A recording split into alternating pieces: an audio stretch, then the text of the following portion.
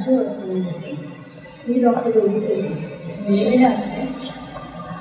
English लिटरेचरमध्ये doctorate केलेलं आहे आणि संगीतामध्ये जवळजवळ 25 वर्ष आहे. आणि आपले हे जे संगीत शिक्षण आहे हे स्वतःला म्हणून माझी संस्था आहे. संस्थेच्या मार्फत आपण करतो. प्रायव्हेट शाळांमध्ये आपण जवळजवळ 30,000 मुलांपर्यंत आपण पोहोचलेलो आहे.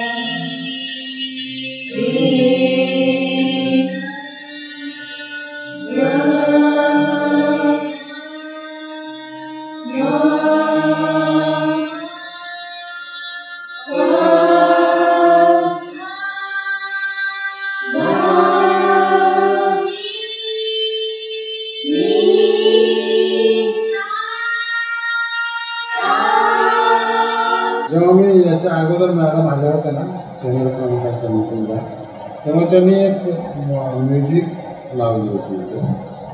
तर ते एवढं प्रसन्न वाटलं मला 1-2 मिनिटासाठी, म्हणजे सगळं विसरून गेलं मला. कसं असते, आपल्याला ती संधी नसते, म्हणजे मिळत नसते म्हणून आपल्याला त्याचा छंद नसतो. पण मिळायला लागलं की हळूहळू छंदाची जोपासणी होत जाते. आणि हे सगळं कोणासाठी? विद्यार्थ्यांसाठी करायचं आहे. तर विद्यार्थ्यांना अभ्यासात लक्ष लागावं, त्यांचं मन ताजंतवानं व्हावं. त्याच्यानंतर ते कसं असतं, म्युझिक म्हणजे हे एक मन प्रसन्न करण्याचं एक साधन आहे. मुलांना प्रसन्न ठेवण्यासाठी म्युझिक पाहिजे किंवा डान्स, कला पाहिजे, कुठली ना कुठली कला पाहिजे. तर आपल्याला मॅडम या संदर्भाने तुम्हाला हळूहळू सांगतील. काही नाही, सुंदर आहे एकदम छान. शिक्षक पण रमतात, मुलंही रमतात. ते जिथे जिथे जाऊन आले ना आतापर्यंत, त्या तिथे पोरं शिक्षक सगळे सुद्धा आम्हाला मॅडम करत या म्हणजे पोरं एवढे खुश होतात. काहीतरी असेल ना त्याच्यामध्ये. तर आपल्याला आता या नव्याने 12 शाळा आपण घेतल्या होत्या, त्यापैकी या आता बोराडपाडा आणि कोडेवाडीला शिक्षक एकच आहे. ते मी सिलेक्शन करताना त्यावेळी 2-2 होते. पण आता रिटायरमेंट व्हा, नेहमीचा प्रशासकीय भाग आहे, कोणी तर रिटायर होत आहे, मी एकच शिक्षक राहतो. भरती तर होत नाही, त्यामुळे आता आपल्या 12ऐवजी 11 शाळा राहतील. पण आता मॅडम तुम्ही आतापर्यंत ना सदन भागामध्ये किंवा शहरी भागाला टच असलेल्या भागात भाग केला. पण आता आमचा हा परिसर जो आहे ना, तो एकदम दुर्गम भाग आहे. खास करून नरेंद्र सूर्यराव सरांची शाळा आहे, अतिशय निसर्गरम्य ठिकाण आहे.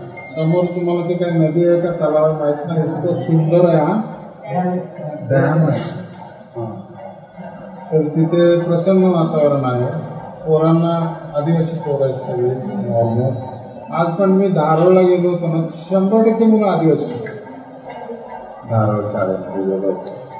तर आता ही जी पोरं आहेत ना, ही दुर्गम भागातली गरजवंत मुलं आहेत, गरजू मुलं आहेत, यांना कधीच आयुष्यामध्ये जन्माला आल्यापासून संगीतात माहीतच नाही. म्हणजे त्यांना मिळालेले बोनस असल्यासारखं आहे लाईफमध्ये मुलांना. मॅडमच्या रूपाने त्यांना म्युझिकचं नॉलेज होईल, छंद जोपासता होईल, मुलं प्रसन्न होतील. त्यांना आणखीन काही वाईट सवयी लागल्या असतील मोठ्या पोरांना, तर ते खोडकर असतील, तर थोडंसं तिकडे दुर्लक्ष करून या चांगल्या मार्गाला लागण्याची जास्तीत जास्त शक्यता असते म्युझिकमुळे. माणूस कसं आहे, आपण आपल्या लेकरांना बिझी ठेवलं तर ते वाईट मार्गाला लागत नाही. बरोबर आहे ना? आता मी पण मुलांचा बाप आहे ना, त्यामुळे मलाही अनुभव आहे की आपण आपल्या लेकरांना चांगल्या गोष्टीमध्ये बिझी ठेवलं, व्यस्त ठेवलं, तर मग आपली लेकरं बिघडत नाही. खरं आहे ना? मग ही शाळेतली पोरं पण आपलीच लेकरं आहेत. त्यामुळे या लेकरांना बिघडू नये म्हणून जर असं छंद जोपासला गेला आणि अचानक मिळालेली अपॉर्च्युनिटी आहे शिक्षणाधिकारी महोदयांनी दिलेली गौरी कवी मॅडमच्या 2 शाळेत आलेल्या शाळेत मॅडम 2 वेळा आल्या. त्यांनी संगीत पण खूप सुंदर घेतलं. आमची मुलं पण छान म्हणतात. वाव, बघा हे त्यांच्या मनातून आलेली प्रतिक्रिया. काही काही आपल्या शाळांमधली मुलं पहिल्यांदा गावातनं बाहेर पडलेली. ती सकाळी तिथे 9 वाजता हजर राहिली, स्वतःचे डबे घेऊन आले, छान छान सुंदर आता तुम्ही म्हणलं तसं ड्रेसअप करून आले. तिकडे आले तिथे त्या पोरांनी एक रिहर्सल केली आणि 11 वाजता आपल्या सगळ्या रोटरीच्या ऑफिशियल्स समोर सगळ्यांसमोर बिनधास्त न घाबरता त्यांनी परफॉर्म केलं. आणि this was really an eye opener for all those people who thought की ह्या मुलांना काही येत नाही. पण ही मुलं तितकीच हुशार आहेत आणि त्यांना जर आपण इक्वल ऑपॉर्च्युनिटीज दिल्या तर ते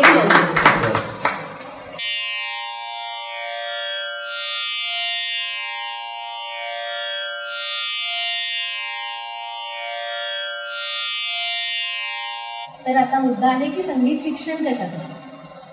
आजपर्यंत आपण संगीताकडे निव्वळ कला म्हणूनच बघत होतो की संगीत शिकायचं कशासाठी, तर स्टेजवर जाऊन गाणं म्हणायचं, नाहीतर एखादं वाद्य वाजायचं, एखादी पेटी वाजवली, एखादी ढोलकी वाजवली किंवा एखादा डान्स केला. त्याच्या व्यतिरिक्त संगीताचे फायदे काय? शरीरामध्ये तणाव जे काही तणाव कमी होतो आणि काही स्नायू जे काम उपचार आहेत. पण आता उपचाराच्या पद्धती जेव्हा होतात ना तेव्हा काहीतरी बिघडलेलं असतं तेव्हा आपण उपचार करतो. पण आपल्या मुलांच्यात काही बिघडूच नाही. म्हणून संगीताचे हे शास्त्रीय फायदे मुलांना मिळावेत ह्या दृष्टिकोनातून आज सरदारा काम. आणि फायदे असे जसे तुम्ही म्हणालात थोडंसं फोकस कॉन्सन्ट्रेशन त्यांचं वाढतं, लॉजिकल थिंकिंग वाढतं. आपलं ते उजवा मेंदू जो असतो राईट ब्रेन डेव्हलपमेंट जो असतो तिथे सगळी एम्पथी आणि लॉजिकल थिंकिंग, रिझनिंग, हॅपीनेस ह्या सगळ्या गोष्टी ज्या असतात आपल्या त्या तुमच्या राईट ब्रेन डेव्हलपमेंटमध्ये असतात. आणि उद्या मग तो मुलगा डॉक्टर झाला, नाही ते इंजिनियर झाला किंवा उद्या कुठलंही प्रोफेशन त्यांनी स्वीकारलं तरी तो त्याच्या प्रोफेशनमध्ये उत्तम आणि सर्वोत्तम म्हणून तो काम करू शकतो. आणि त्या मुलाचा एक सर्वोत्तम आणि सर्वांगीण विकास घडावा ह्या दृष्टीने आपण मुलांपर्यंत संगीत नेतो आहोत. पण हे संगीताचे स्वर वेगळे आहेत. मग हे संगीताचे स्वर वेगळे आहेत, मग ते वेगळे का आहेत? त्याला लय आहे आणि दे आर म्युझिक फ्रिक्वेन्सीज. त्या एक विशिष्ट ध्वनी लहरी आहेत त्या आपल्या पूर्वजांनी 4000 वर्षांपासून शोधून ठेवलेल्या आहेत आपल्यासाठी. आणि ते हे स्वर आहेत. ते स्वर जेव्हा आपल्या कानावाटे आपल्याच मुखातून बाहेर पडतात, आपल्याच कानातून आपल्याच मेंदूपर्यंत पोहोचतात तेव्हा सर्वात जास्त इम्पॅक्ट करायची क्षमता ह्या अवयवामध्ये असते. आणि म्हणून आपण गायन करतो. म्हणून मी आता सगळ्यांना गायला लावतो. तर असं ह्या सगळ्या मुलांनी गायलं पाहिजे. आणि काय गायलं पाहिजे तर जे ऐकलं ते गायलं पाहिजे. तर ॲपमध्ये जी आहे फिलॉसॉफी, जे ॲपमध्ये जी सिस्टीम आपण डेव्हलप केलेली आहे ती तशीच आहे की आधी ऐकायचं आणि जे ऐकलंय ते लगेच गायचं. अशा दृष्टीने हा सगळा अभ्यासक्रम आपण बांधलेला आहे.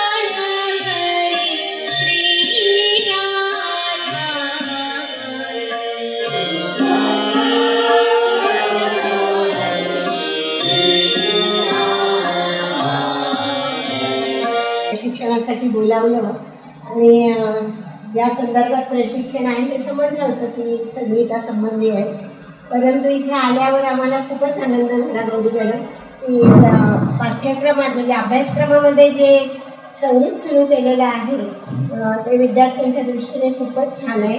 आणि नवीन अभ्यासक्रमामध्ये माहिती होतं की वेगवेगळं होणार आहे, पण प्रत्यक्ष जेव्हा येईल तेव्हा खरं असं आम्ही नेहमी म्हणत असतो. पण आता प्रत्यक्ष म्हणजे आधीच हे प्रशिक्षण सुरू झाले पुढचं वर्ष येण्याआधी, आणि त्यात सुद्धा तुम्ही तज्ज्ञ म्हणजे ज्या पद्धतीने ते प्रशिक्षण घेतलं जाणार आहे तंत्रज्ञानाचा वापर वगैरे करून, तर खरंच खूप सुंदर आहे. सगळ्या विद्यार्थ्यांना त्यात सहभागी घेतले तुम्ही. खूप छान प्रकारे आम्हाला इथे इन्व्हॉल्व करून घेतलं सगळ्यांना.